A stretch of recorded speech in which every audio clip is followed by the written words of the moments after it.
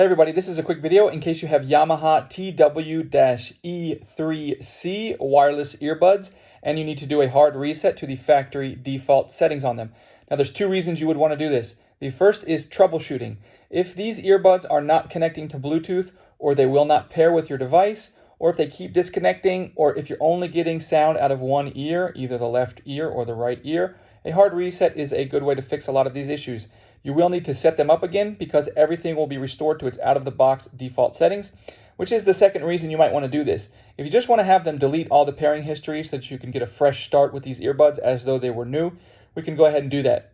The first thing we want to do is to put the earbuds in the case. Now we need to put them in the earbuds in the case. We don't want them to already be in the case because you didn't need to do the next step within 20 seconds of them going into the case.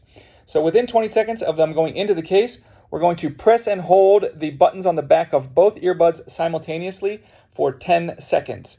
And then after those 10 seconds, we'll see the little indicator light on each earbud will flash quickly 3 times, indicating that the reset is complete.